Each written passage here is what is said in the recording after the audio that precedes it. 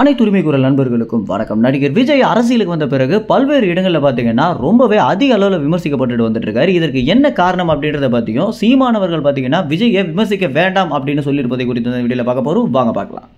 ஒரு உச்சக்கட்ட நடிகராக விஜய் மாறிய பிறகு அவர் அரசியலுக்கு வந்தார் அப்படின்னா கிட்டத்தட்ட அவருக்கு அரசியலில் எல்லா பக்கமும் பார்த்தீங்கன்னா ஆதரவு மட்டுமே இருக்கும் அப்படின்னு தான் பார்த்தீங்கன்னா அனைவருமே நினச்சிருப்பாங்க. உதாரணத்திற்கு விஜயோடைய ரசிகர்கள்லாம் பார்த்தீங்கன்னா விஜய் எலெக்ஷன் நின்னாலே போதும் அவர் சிஎம் ஆயிடுவார் அப்படின்ற ஒரு மிகப்பெரிய நம்பிக்கையில தான் பார்த்தீங்கன்னா இருந்திருப்பாங்க. இதற்கு அப்படியே உல்டாவாக அரசியல் கட்சி ஆரம்பிச்சதுலேருந்தே விஜய் பார்த்தீங்கன்னா எந்த ஒரு கருத்துக்களையும் வெளியிடாம எல்லா கட்சிகளுக்கும் மாணவர்களுக்கும் வாழ்த்து மட்டுமே சொல்லிட்டு இருக்க ஒரு காரணத்தினால இன்றைய தினம் பார்த்தீங்கன்னா அதிக அளவில் விமர்சிக்கப்பட்டு வந்துட்டு இருக்காரு.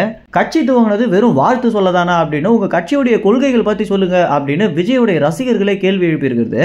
விஜயுடைய கட்சியில் இருக்கவங்கன்னு இல்லாமல் விஜய் கூட பார்த்தீங்கன்னா ஒரு பெரிய மன அழுத்தத்துக்கு தள்ளியிருக்கும் அப்படின்னு தான் சொல்லி ஆகணும்.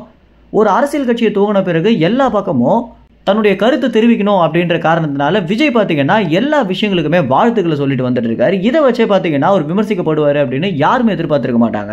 இன்றைய தினம் விஜயோடைய ட்விட்டர் அக்கௌண்ட் முழுக்கவும் சரி, அதற்கு பிறகு நியூஸ் சேனலுடைய பக்கங்கள் கமெண்ட்ஸ்லயும் சரி, முழுக்க பார்த்தீங்கன்னா விஜய் அதிக அளவில் விமர்சிக்கப்பட்டு வந்துட்டு இருக்காரு.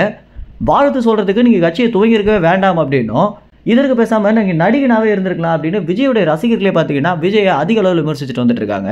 கட்சி துவங்கி கிட்டத்தட்ட 3 மாதங்கள் ஆக போகுது, இன்னமும் ஒரு பொதுக்கூட்டங்கள் போடல, கட்சி குறித்த கொள்கைகளை தெரிவிக்கல, எந்த கட்சியோட கூட்டணி வைக்க போறாங்க அப்படின்ற விஷயத்தை தெரிவிக்கல அப்படின்னு ஏகப்பட்ட பேர் பார்த்தீங்கன்னா விஜய் மேல கடுமையான கோபத்தில் இருந்துட்டு இருக்காங்க.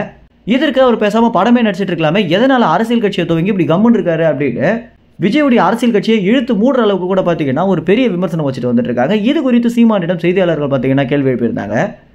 கட்சி தூங்கினதுலேருந்து வெறும் வாழ்த்து மட்டுமே சொல்லிட்டு இருக்காரு, இதை பற்றி நீங்கள் என்ன நினைக்கிறீங்க அப்படின்னு கேட்கும்போது, தம்பி விஜய் மதுரையில் பொதுக்கூட்டம் போட போறாரு அப்படின்ற விஷயத்தை தெரிவிச்சிருக்காரு சீமான். இந்த விஷயம் பார்த்தீங்கன்னா விஜயோடைய சார்பிலிருந்து எந்த ஒரு தகவலுமே வெளியாகாத நிலையில் சீமானுக்கு எப்படி இது தெரிஞ்சது அப்படின்னு ஒரு கேள்வி இருந்தாலும், சீமான் எதனால விஜயை விமர்சிக்க வேண்டாம் அப்படின்னு சொல்றாருன்னா, தம்பி அரசியலுக்கு வந்த பிறகு நிறைய விஷயங்களை கூர்ந்து கவனிச்சுட்டு வந்துட்டு இருக்காரு. இதற்கு பிறகுதான் அவருடைய கொள்கைகளை பற்றி தெரிவிப்பாரு. அவர் கொள்கைகள் தெரிவிக்கிறதுக்காக நானுமே காத்துட்டு இருக்கேன். இருந்தாலும் விமர்சனம் பண்ணி ஒருத்தருடைய மனநிலைமை மாற்ற வேண்டாம் அப்படின்றதா சீமானவர்கள் முன்வைக்கக்கூடிய முதல் முழக்கமாக இருக்கு.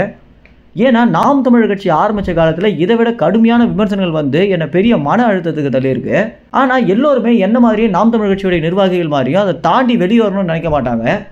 ஒரு சில பேர் கட்சியே வேண்டாம் அப்படின்னு போயிடுவாங்க. அதனால விஜய்க்கு அப்படி ஒரு மனநிலைமை தர வேண்டாம் அப்படின்றது தான் சீமானவர்கள் சொல்லக்கூடிய தகவலாக இருக்கு.